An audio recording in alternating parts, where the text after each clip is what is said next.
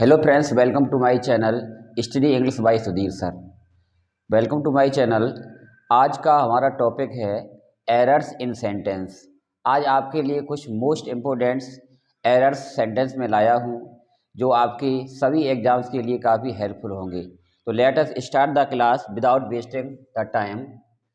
Errors in sentence, उसका part 1 आज आपके सामने है। एरर्स का पार्ट 1 जो कि कुछ सेंटेंस में कुछ एरर्स होंगी, वो प्रोनाउन की होंगी, टेंस की होंगी और आपकी वर्ब संबंधित होंगी। तो शुरू करते हैं, देखते हैं sentence first. The teacher asked him why did he make a noise. इस सेंटेंस में आपको देखना है कि क्या मिस्टेक है, क्या एरर है, कहाँ पर इसमें फॉल्ट है। तो the teacher asked him why did he make a noise, इस सेंटेंस में आपको देखना है जब भी दो सेंटेंस किसी क्वेश्चन वर्ड से जुड़े हों, जब भी आपके कोई दो सेंटेंस किसी क्वेश्चन वर्ड से जुड़े होते हैं तो आपका जो क्वेश्चन वर्ड के बाद जो सेंटेंस होता है वो आपका असर्टिव हो जाता है। असर्टिव वह सेंटेंस होता है जिसमें आपका नेगेटिव सेंटेंस भी आता है और पॉजिटिव सेंटेंस भी आता है। तो आपको क्वेश्चन वर्ड के बाद आने वाला सेंटेंस आपको पॉजिटिव अर्थात असर्टिव बनाना है। असर्टिव क्या होता है? असर्टिव सेंटेंस में सबसे पहले सब्जेक्ट लगता है, फिर आपकी वर्ब लगती है, फिर आपका ऑब्जेक्ट लगता है। तो इस सेंटेंस में आपको जो क्वेश्चन आपका वाई से जुड़ा है उसके बाद इसे असर्टिव बना देना है। तो इसमें कमी क्या है? आपको वाई के बाद इसे आपको बना देना असर्टिव। तो जब असर्टिव बनाएंगे तो आपको सब्जेक्ट पहले आना होगा। तो वाई के बाद क्या हो जाएगा आपका? वाई। अब आपका सब्जेक्ट है ही और आप आपको मेक की सेकंड फॉर्म मेड लगा देना, मेड अ नॉइज। अब आपका सेंटेंस हो जाएगा the teacher asked him why he made a noise. अब आपको लगा होगा कि जब असर्टिव सेंटेंस बनता है तो उसकी हेल्पिंग वर्ब हट जाती है। ऐसा बिल्कुल नहीं है। इसमें मैंने आपकी हेल्पिंग डिड को क्यों हटा दिया है? क्योंकि पास्ट इंडेफिनिट का जब सेंटेंस असर्टिव बनता है, पॉजिटिव बनता है, तो उसमें आपकी हेल्पिंग वर्ब लगती नहीं है, पॉजिटिव की तरह बनना है। तो इसलिए आपका यहाँ पर वर्ब भी जो फर्स्ट फॉर्म था वो सेकंड फॉर्म हो, क्योंकि पॉजिटिव सेंटेंस में आपको पास्ट इंडेफिनिट सेकंड फॉर्म लगानी होती है। इसलिए आपका why he made a noise, ये आपकी हेल्पिंग वर्ब पास्ट इंडेफिनिट में पॉजिटिव में नहीं लगाई जाती है, इसलिए आपकी हट गई है। अब सेकंड एग्जांपल देखते हैं। The lion was too old that he could not hunt the fox. इस सेंटेंस में आपको एरर बतानी है, किस पार्ट में एरर है। तो आपको एक पेयर होता है, एक पेयर आपका होता है टू डॉट डॉट टू का होता है। तो इस सेंटेंस को करेक्ट करने के दो मेथड हैं। या तो इस दैट को हटा करके पूरा पोर्शन हम ही कुड नॉट तक हटा दें, या फिर इस टू के स्थान पर यदि दूसरे सेंटेंस में दूसरी क्लॉज में कैन नॉट या कुड नॉट आया हो तो आपको फर्स्ट क्लॉज में इस टू के स्थान पर आपको सो लगा देना है। सेंटेंस आपका बिल्कुल क्लियर हो जाएगा, करेक्ट हो जाएगा। यहाँ आप the lion was so old that he could not hunt the box सही है। या इस सेंटेंस को करेक्ट कर रहे हैं हम तो ऐसे भी कर सकते हैं। इस सेंटेंस को अगर एडवर्ब टू से बनाना है तो आपका हो जाएगा द लॉयन वाज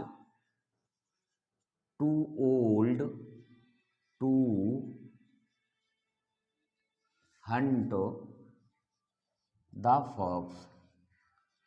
चाहे तो आपको सेंटेंस हम ऐसे भी बना सकते हैं। तो या तो हम एडवर्ब टू के स्थान पर सो लगा दें तो आपका पूरा सेंटेंस सही हो जाएगा, या आपका जो टू के पेयर से बनाना है तो आपको ये सब कुछ हटा देना है, सब्जेक्ट भी हटा देना, तब बनेगा। लेकिन अगर आपको इजीली समझना है तो आपको टू के स्थान पर सो कर देना है और पूरा सेंटेंस आपका करेक्ट हो जाएगा। नेक्स्ट आपका सेंटेंस है our father distributed the books between you and she. इसमें क्या मिस्टेक है? इसमें आपका जो बिटवीन है ये आपकी प्रेपोजिशन है, और ग्रामर का एक रूल होता है कि जब भी आपको प्रेपोजिशन के बाद प्रोनाउन यूज करना है तो आपको उसका ऑब्जेक्ट लिखना है। तो यू तो आपका यहाँ पर ऑब्जेक्ट है, लेकिन यू के बाद जो सेकंड आपका आया ये आपका ऑब्जेक्ट नहीं है, तो आपके यहाँ पर सी के स्थान पर आपको हर कर देना है, क्योंकि यू का ऑब्जेक्ट भी ऑब्जेक्ट होता है और सब्जेक्ट भी आपका यू ही रहता है, तो यहाँ पर आपका सी नहीं बल्कि हर होगा। तो सेंटेंस आपका करेक्ट जब बनेगा तो our father distributed the books between you and her, ना कि सी। नेक्स्ट आपका देखते हैं सेंटेंस में क्या एरर है। He as well as I am poor, तो जब भी सेंटेंस आपके एज वेल एज से जुड़े होते हैं, जब भी दो सब्जेक्ट आपके एज वेल एज जुड़े होते हैं, तो आपको जो सब्जेक्ट जो होता है उसमें वर्ब लगती है फर्स्ट सब्जेक्ट के अनुसार। जैसा भी आपका पहला सब्जेक्ट होगा उसके अकॉर्डिंग आपको वर्ब लगानी है। तो इसमें he as well as I am poor बोलने में तो सेंटेंस आपको अच्छा लगता है, लेकिन जैसा रूल है आपको यहाँ पर एम नहीं बल्कि ही के अकॉर्डिंग आपको यहाँ पर इज लगाना है। इज आपका तब सेंटेंस सही होगा। He as well as I is poor देखने में बड़ा अजीब लगता है, बोलने में काफी अजीब लगता है, क्योंकि आपको आई के साथ इज लगाना है पड़ रहा है, लेकिन आपका ये इज लगा है वो आई के अकॉर्डिंग नहीं बल्कि आपके सब्जेक्ट ही के अकॉर्डिंग लगा है। तो बोलने में थोड़ा अजीब सा लगेगा, लेकिन रूल तो यही है कि जब भी एज वेल एज के द्वारा दो डिफरेंट सब्जेक्ट जुड़े हों तो आपको जो वर्ब लगानी है वो फर्स्ट सब्जेक्ट के अनुसार लगानी है, और वो लगेगी आपके बाद वाले सब्जेक्ट के बाद, लेकिन आएगी आपके फर्स्ट सब्जेक्ट के अकॉर्डिंग। नेक्स्ट आपका है Rita is expert in dance, Rita नृत्य करने में एक्सपर्ट है, निपुण है। तो आपका ये एक्सपर्ट इन पूरी प्रेपोजिशन होती है, और जब भी आपकी प्रेपोजिशन के बाद कोई वर्ब आता है तो आपका जीरेंड फॉर्म में आता है। तो आपका यहाँ सिंग नहीं, आपका हो जाएगा Sita is expert in singing, इसमें आईएनजी अर्थात ये आपका जीरेंड फॉर्म हो जाएगा। प्रेपोजिशन के बाद वर्ब की आईएनजी फॉर्म अर्थात जीरेंड आता है। नेक्स्ट आपका है देखते हैं क्या एरर है। The boy completed his work before I had come, तो जब भी पास्ट में दो एक्शन हुए हों तो उसमें देखना है इंग्लिश में इस सेंटेंस में बिफोर आया है और दूसरे सेंटेंस में हेड वाला पोर्शन है, हेड वाली क्लॉज है, तो आपको स्टार्टिंग में आपका फास्ट इंडेफिनेट का इधर आपका हेड का है, तो आपको यहाँ बिफोर नहीं बिफोर के स्थान पर आफ्टर लगाना है, आफ्टर हो जाएगा, क्योंकि जब भी हेड वाली क्लॉज बाद में आती है तो आपको बिफोर नहीं बल्कि आफ्टर लगाना है। तो यहाँ पर जब आफ्टर आपका हो जाएगा तो इधर आपका हेड का पोर्शन क्लियर हो जाए, इधर भी आपका पास्ट इंडेफिनिट का सेकंड फॉर्म का सेंटेंस वो आपका सही हो जाएगा। आपका हेड वाला क्लॉज इधर आपको बाद में बनाना है तो आपको बिफोर नहीं उसके स्थान पर आफ्टर का प्रयोग करना है। नेक्स्ट आपका देखते हैं the water of Meerut is better than Agra. इस सेंटेंस की अगर हिंदी मीनिंग की बात की जाए तो मेरठ का पानी आगरा से अधिक अच्छा है। कंपैरिजन हमेशा सेम थिंग्स में होती है। इस सेंटेंस की तरफ पढ़कर देखते हैं तो water of Meerut is better than Agra, Meerut का पानी आगरा से अच्छा है। तो कंपैरिजन यहाँ पर सिटी में नहीं हो रही है बल्कि वाटर की हो रही है, वाटर की हो रही है, तो आपको देन के बाद दैट ऑफ लगाना है, दैट ऑफ आगरा हो जाएगा। अब सेंटेंस क्या हो जाएगा the water of Meerut is water than that of Agra.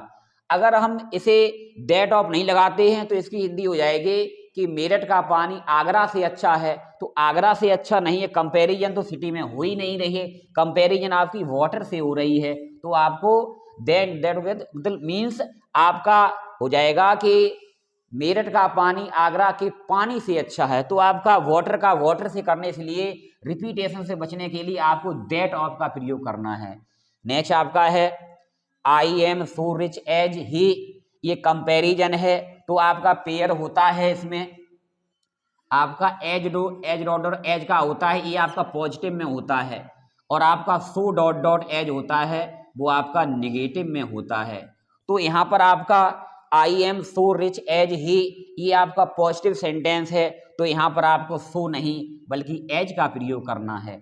यदि यहाँ पर नेगेटिव सेंटेंस होता तो आपका सो के साथ एज का पेयर होता, लेकिन आपका सेंटेंस पॉजिटिव है इसलिए यहाँ पर सो नहीं बल्कि एज होगा, तो आपका हो जाएगा I am as rich as he, तो आपका ये करेक्ट सेंटेंस है। नेक्स्ट आपका है the teacher and singer have come, तो आपको लगा है कि जब भी दो सेंटेंस आपके जब भी आपका दो नाउन एंड से जुड़े हों तो उनके साथ प्लूरल वर्ब आती है। लेकिन यहाँ देखें, जब भी आपके यहाँ टीचर नाउन है, इधर आपका सिंगर नाउन है, दो डिफरेंट नाउन आपको देखने में लगते हैं। लेकिन रूल है, जब भी आर्टिकल आपके दोनों ही नाउन के साथ लगा हो तो उसके साथ आपकी वर्ब प्लूरल आती है। लेकिन जब एक सेंटेंस के एक ही आपके नाउन के साथ आर्टिकल लगता है तो आपको उसके साथ सिमिलर वर्ब यूज करनी है। देखिए, the teacher and singer have come, तो इसमें आपको दोनों सवेरे अलग लग रहे हैं, लेकिन यहाँ द टीचर से पहले आपका आर्टिकल द लगा है, लेकिन सिंगर से पहले द नहीं लगा है। तो आपका टीचर और सिंगर दोनों ही एक ही पर्सन है, एक ही व्यक्ति हैं, इसलिए इसके साथ हैव नहीं बल्कि हैज का प्रयोग करना है। अगर सिंगर से पहले हम द लगा दें, द का यूज कर दें, तो यहाँ आपका हैव बिल्कुल सही है। लेकिन द केवल टीचर के साथ है, सिंगर के साथ नहीं है, तो इससे सीधा ये प्रतीत होता है कि सिंगर और टीचर दोनों ही एक ही पर्सन है, इसलिए उनके साथ हमें हैज का प्रयोग करना है, सिंगुलर वर्ब लगाना है। नेक्स्ट आपका सेंटेंस है, the king attacked on his enemy. इस सेंटेंस की अगर हिंदी मीनिंग की बात की जाए तो राजा ने अपने दुश्मन पर आक्रमण किया। तो आपको ऑन देखने में बिल्कुल क्लियर लग रहा है, लेकिन अटैक के साथ नो प्रेपोजिशन, अटैक वर्ब के साथ आपकी नो प्रेपोजिशन, कोई भी प्रेपोजिशन नहीं आती है। तो आपको यहाँ से ऑन हटा देना है, ऑन आपको नहीं लगाना है, ऑन आपका नहीं लगेगा। तो आपका सेंटेंस बन जाएगा the king attacked his enemy. तो ये थे आपके कुछ इंपॉर्टेंट एरर पार्ट्स।